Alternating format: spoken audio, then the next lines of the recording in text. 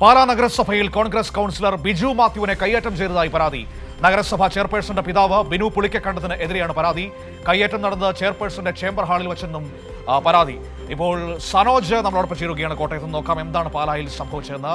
Sanoj, good morning. Pala നഗരസഭയിൽ വലിയ കയ്യേറ്റമൊക്കെ ഉണ്ടായിരിക്കുന്നുവെന്നാണ് ഇപ്പോൾ പരാതി വന്നിരിക്കുന്നത്. എന്താണ് സംഭവിച്ചത്?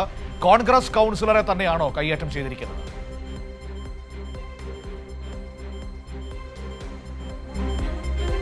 ഗുഡ് മോർണിംഗ് മനു സൂചിപ്പിച്ചതുപോലെ തന്നെ ഭരണകക്ഷിക്ക് പിന്തുണ കൊടുക്കുന്ന കോൺഗ്രസ് സംഘത്തിന് തന്നെയാണ് കയ്യേറ്റം ഉണ്ടായിട്ടുള്ളത്. അദ്ദേഹം ബിജു മാത്യു ആണ്. അദ്ദേഹം നിലവിൽ പാലാ നഗരപ്രദേശത്തെ ഒരു കൗൺസിലറാണ്.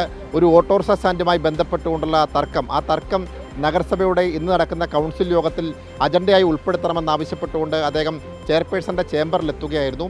ഈ ആവശ്യം ഉന്നയിക്കുന്നതിനിടയിലാണ് ചെയർപേഴ്സൻ്റെ പിതാവ് കൂടിയായിട്ടുള്ള ബിനു പുളിക്കക്കണ്ടം ഈ ബിജുവിനെ, അതായത് കൗൺസിലറായിട്ടുള്ള ബിജുവിനെ മർദ്ദിക്കുന്ന സാഹചര്യമുണ്ടായത്. ഇതിൻ്റെ അടിസ്ഥാനത്തിൽ അദ്ദേഹം പാലാ പോലീസ് സ്റ്റേഷനിൽ പരാതി കൊടുത്തിരിക്കുകയാണ്.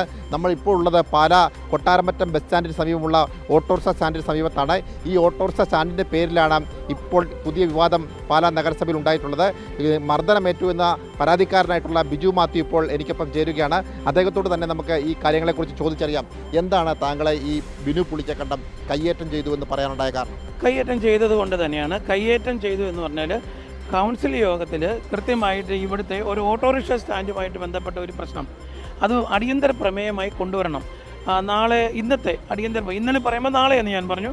അടിയന്തര പ്രമേയത്തിൽ ഈ വിഷയം ഓട്ടോറിക്ഷക്കാരുടെ പ്രശ്നം അതീവ ഗുരുതരമാണ്. കാരണം ഇവിടെ പോലീസ് വന്ന് ഇവരോട് ഇന്ന് തന്നെ മാറ്റണമെന്നൊക്കെ പറഞ്ഞ് ഭീഷണിപ്പെടുത്തുന്നു. ഈ സാഹചര്യത്തിൽ ഞങ്ങൾ പറഞ്ഞു, ഞങ്ങളുടെ ഈ രണ്ട് വാർഡുകളിലും കോൺഗ്രസിൻ്റെ കൗൺസിലർമാരുള്ളത് രജിത പ്രകാശ്, ബിജു മാത്യു എന്ന് പറയുന്ന ഞാൻ. ഈ ഓട്ടോറിക്ഷക്കാരുടെ പ്രശ്നങ്ങൾ വളരെ കൃത്യമായിട്ട് അറിയാവുന്നവരാണ് ഞങ്ങളുടെ വാർഡിലെ അംഗങ്ങളാണ് ഈ ഓട്ടോറിക്ഷ സഹോദരന്മാർ കൂടുതലും. അപ്പോൾ ഇവിടെ നിരന്തരമായിട്ട് ഈ ഭാഗത്ത് നിങ്ങൾ ഒരുപക്ഷെ ശ്രദ്ധിച്ചു കാണും, ഹൈവേക്കുള്ളിലാണ് ഓട്ടോറിക്ഷകൾ പാർക്ക് ചെയ്തിരുന്നത്. ഈ ഹൈവേയിൽ പാർക്ക് ചെയ്തുകൊണ്ട് ഈ ഓട്ടോറിക്ഷ പാർക്ക് ചെയ്യുമ്പോൾ ഭയങ്കര കൺഫ്യൂഷൻ ഉണ്ടായി, പല അപകടങ്ങൾ നിരന്തരമായി ഉണ്ടായി. കഴിഞ്ഞ ദിവസം ഒരു കുട്ടിയുടെ കാലിൽ വാഹനം കയറി. ആ സാഹചര്യത്തിൽ ഞാനിവിടെ വരുന്നു. ഇപ്പോഴത്തെ ഒരു ചിന്ത, തൽക്കാലം എമർജൻസി ആയിട്ട് എന്ത് ചെയ്യാം? എമർജൻസി ആയിട്ട് ഇവരുടെ തീരുമാനം അനുസരിച്ച് ഒരു ഓട്ടോറിക്ഷ ഇവിടെ കയറ്റിയിടുന്നു. കൊട്ടാരമറ്റ സ്റ്റാൻഡ് ഈ പ്രദേശത്തിടാൻ വേണ്ടി നമ്മൾ നിൽക്കുന്ന ഈ ഭാഗത്തിന് പിന്നിൽ ഈ കാണുന്നതാണ് ഇപ്പോൾ ഇവർ മാറ്റിയിട്ടിരിക്കുന്നത്. പണ്ട് അവരിട്ടിരുന്ന ഈ ആൾക്കാർ നടന്നു വരുന്ന ഭാഗത്തായിരുന്നു. അന്ന് ഈ ഫുട്പാത്തോടെ ഉണ്ടായിരുന്നില്ല. ഈ കെട്ടിടം പണിയാൻ വേണ്ടി ഈ തൊട്ടടുത്ത ബിൽഡിംഗ് പണിയാവുന്ന സമയത്ത് സൗകര്യപ്പെടുത്തി ഇവിടെ CPM-ൻ്റെ ഓഫീസുണ്ട്, അതിന് മുൻവശത്തേക്ക് വാഹനങ്ങൾ മാറ്റിയിടുകയായിരുന്നു. ആ വാഹനങ്ങൾ അവിടെ മാർക്കിയിട്ടതിന് ശേഷം ഇവിടെ ഫുട്പാത്തൊക്കെ വന്നു. ഇവർ അവിടെ തന്നെ കിടന്ന് ഓട്ടോറിക്ഷ സ്റ്റാൻഡ് പ്രവർത്തിച്ചുകൊണ്ടേയിരുന്നു.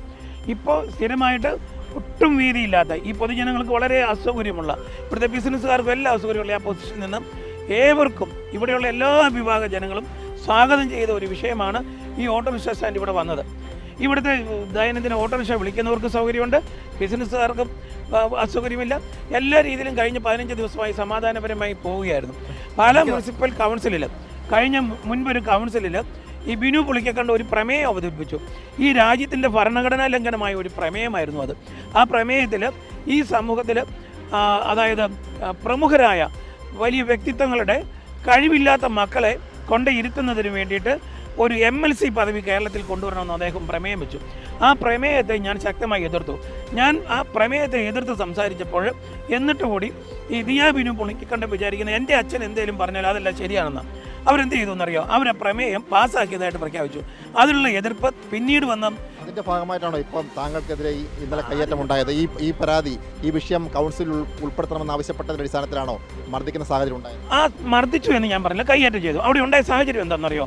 കഴിഞ്ഞ ദിവസം ഇതേ കൗൺസിൽ ഹാൾ കഴിഞ്ഞപ്പോൾ തന്നെ മീറ്റിംഗ് കൂടണമെന്ന് പറഞ്ഞു. മീറ്റിംഗ് കൂടിയപ്പോൾ ഇതുപോലെ ഞാൻ പോയി ഇറങ്ങിപ്പോകേണ്ട സാഹചര്യം ഉണ്ടായി. അവിടെ വെച്ചു അദ്ദേഹം എന്ത് ചെയ്തു, എന്നെ നേരെ ഒരു ചാടിയേറ്റ സംഭവങ്ങളൊക്കെ ഉണ്ടായി. ഇതിനു മുമ്പ് വൈസ് ചെയർമാൻ ഇറങ്ങി ഓടി കരഞ്ഞുകൊണ്ട് പോയ സാഹചര്യങ്ങൾ പല ഘട്ടങ്ങളിലും ഇങ്ങനെ ഉണ്ടായിട്ടുണ്ട്. കാരണം അദ്ദേഹത്തെ ആരെയും വിമർശിച്ചുകൂടാ.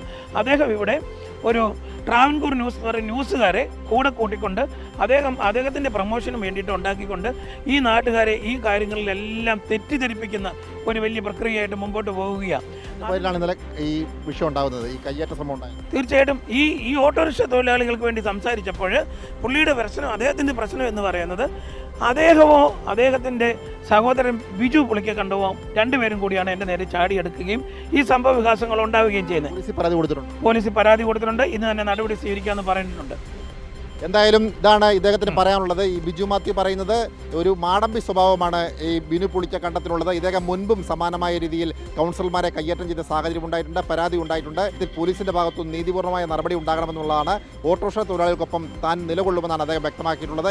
എന്തായാലും ഇന്നത്തെ കൗൺസിൽ യോഗത്തിൽ വലിയ വാദപ്രതിവാദങ്ങൾ ഉണ്ടാകാനുള്ള സാധ്യതയാണ് നിലനിൽക്കുന്നത്. മനു, ശരി ഏതായാലും കോൺഗ്രസ് അങ്ങോട്ട് പോയി ആ വള്ളി പിടിച്ചതാണ്. കാരണം വേറൊന്നുമല്ല, അവിടെ ഈ പുളിക്കക്കണ്ടം കുടുംബത്തിന് കുറച്ച് അവർക്ക് കൗൺസിലർമാരുണ്ടായപ്പോൾ ഭരണം കിട്ടാൻ വേണ്ടിയിട്ട് അവർ ദിയെ, അതായത് ഇപ്പോൾ ആരോപണ വിധേയനായ ബിനു പുളിക്കക്കണ്ടത്തിൻ്റെ മകളെ കൗൺസിലറാക്കുന്ന ആ ഡീലിന് സമ്മതിച്ചാണ് കോൺഗ്രസ് അവർക്ക് പിന്തുണ കൊടുത്തിരിക്കുന്നത്. അതിൻ്റെ ഭാഗമായിട്ടാണ് ഇപ്പോൾ സ്വന്തം കൗൺസിലറെ തന്നെ മർദ്ദിച്ചു ബിനു പുളിക്കക്കണ്ടം എന്ന ആക്ഷേപം അവിടെ ഉയർന്നു വന്നിരിക്കുന്നത്. നോക്കാം കോൺഗ്രസ് അതിൽ എന്തെങ്കിലും മറുപടി അല്ലെങ്കിൽ നടപടി എടുക്കുമോ എന്ന്.